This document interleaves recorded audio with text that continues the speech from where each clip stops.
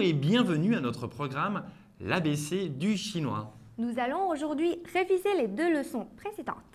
Allons-y, commençons sans plus tarder.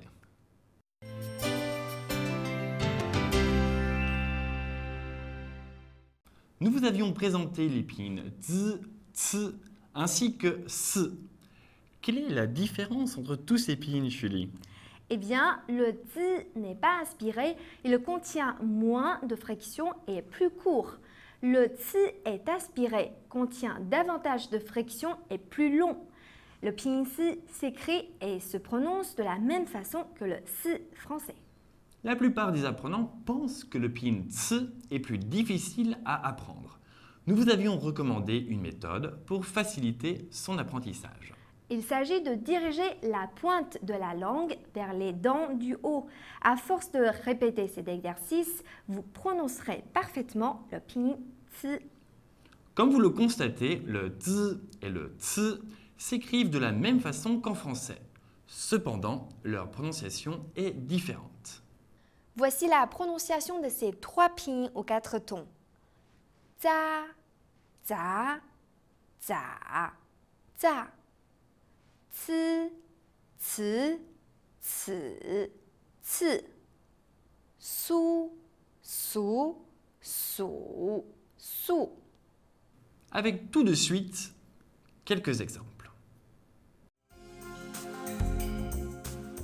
Za, za, za, za.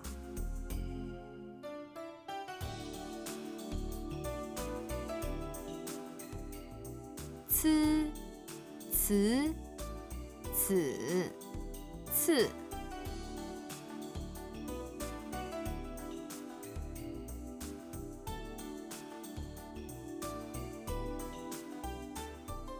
Zuo ye, zuo ye. Les devoirs.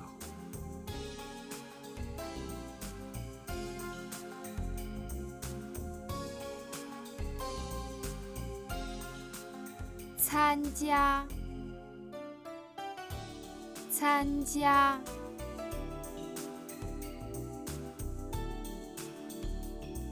Participer à.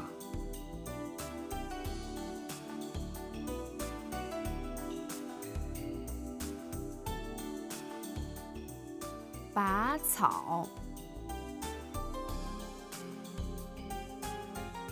ba cao. Enlever les mauvaises herbes.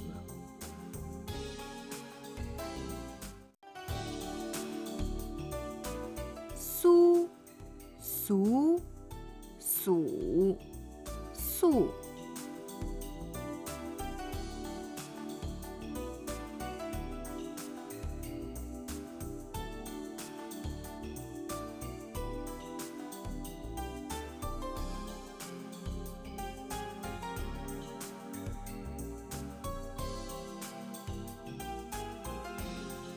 Su, su, su, su.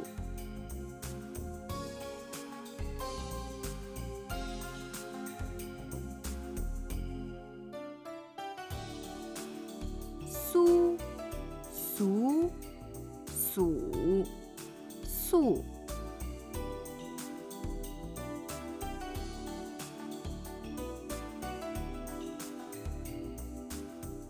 Suzhou, Suzhou. Suzhou.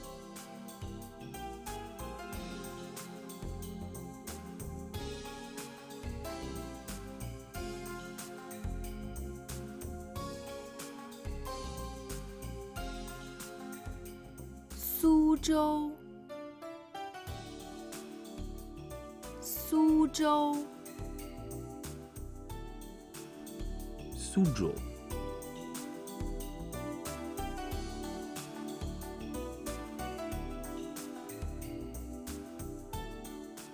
丝绸，丝绸。La soie.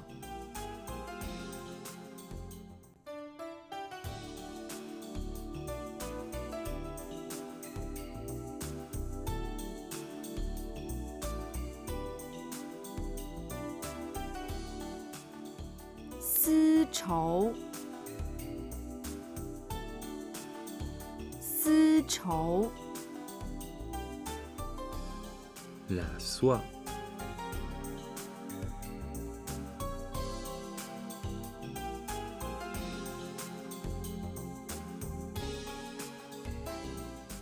颜色，颜色，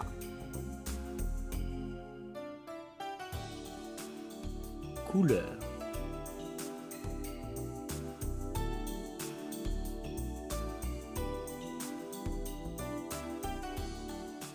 颜色，颜色，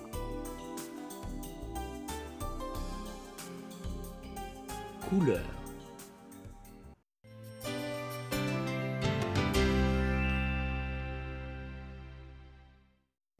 Comme nous l'avons vu lors des cours précédents, certains caractères chinois connaissent des changements de ton en fonction de leur usage.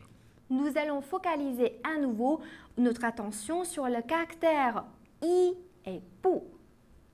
I se prononce généralement au premier ton, mais dans certains cas, on le lit au deuxième, voire quatrième ton, et quelquefois même au ton neutre. Lorsque i est seul ou lorsqu'il forme un numéro et se prononce au premier ton. I, Écoutez bien. I, 1. Di, I, le premier. Shi, 11. lorsqu'il est suivi d'un quatrième ton, i se lit au deuxième ton. I, par exemple, i ding, certainement. I gong, en tout. Lorsqu'il est utilisé au milieu d'une duplication de verbes, il se prononce au ton neutre. Voici des exemples. Ting yi ting, écoute, écoute. Dang yi dang, attends, attends. Cette forme de duplication s'utilise souvent pour exprimer une action de courte durée, adoucir le ton et donner une touche décontractée et informelle. Le caractère pu, quant à lui, lorsqu'il se situe avant le premier, le deuxième et le troisième ton, garde sa prononciation originale, pu, au quatrième ton. Par exemple, 不吃, ne pas manger. 不行, ça ne marche pas. 不好, ce n'est pas bien. Quand il se situe avant le quatrième ton, il change de prononciation et se prononce ainsi pu au deuxième ton. Par exemple, 不去, ne pas aller. 不对, c'est faux. Alors voyons maintenant une autre règle qui semble légèrement plus compliquée quand il se prononce au ton neutre. Il s'agit de le mettre dans une question affirmative, négative, comme 去不去, y aller ou pas. Ou bien entre le verbe et le complément comme 买不起, ne pas pouvoir acheter.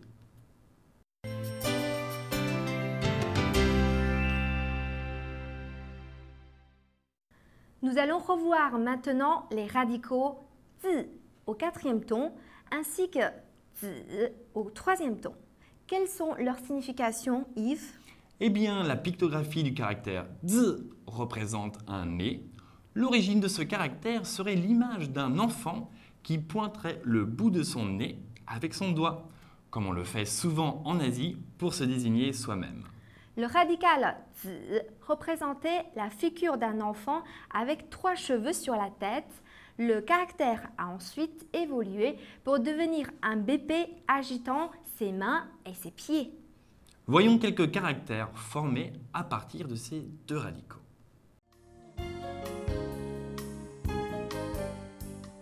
Bise, bise, Nez,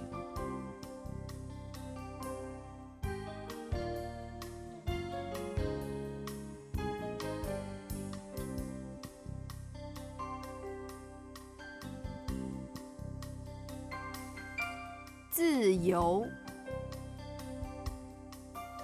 自由， liberté,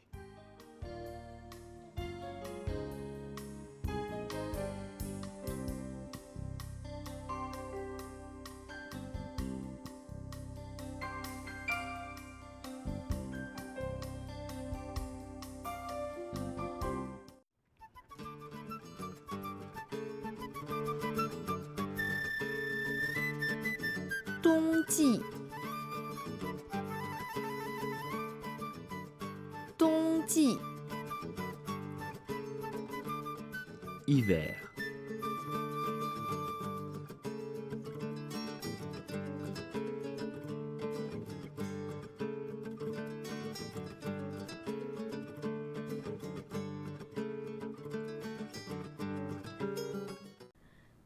a plusieurs sens et peut se combiner avec d'autres caractères pour former des termes tels que 自己 soi-même, 自从 depuis, 来自 venir de. Par exemple, 我来自法国. Je viens de France. Dans ce cas-là, 自 signifie de. 自 est quant à lui utilisé pour former des caractères liés à l'être humain. Il peut se situer sur la gauche ou sur la partie basse d'un caractère.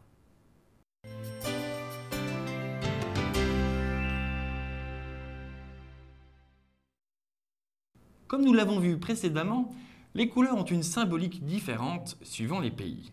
Il existe un fossé entre l'Occident et la Chine au niveau de ces codes. Oui, c'est vrai.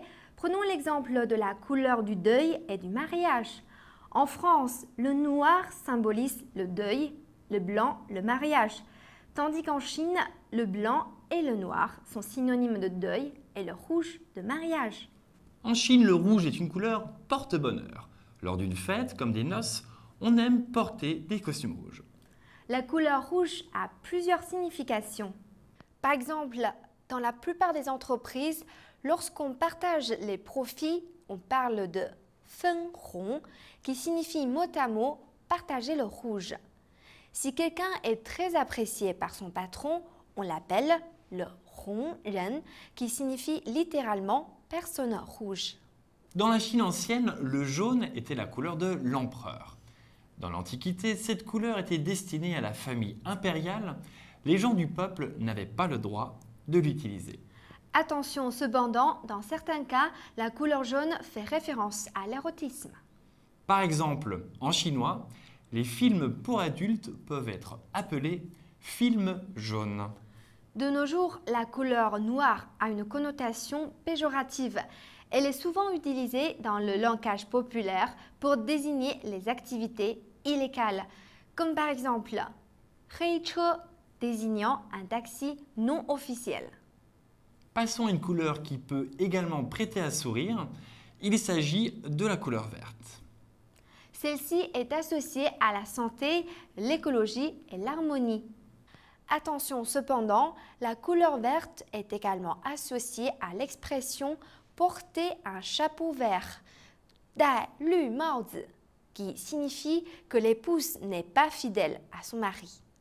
Ne vous risquez pas à porter un chapeau vert. Surtout vous, messieurs, vous deviendriez très vite la risée de tous les Chinois, à tel point que les évêques catholiques exerçant en Chine ont remplacé leur chapeau épiscopal vert par un chapeau de couleur violette. C'est dire. Merci de votre attention. Nous vous donnons rendez-vous lors de la prochaine leçon. 下次见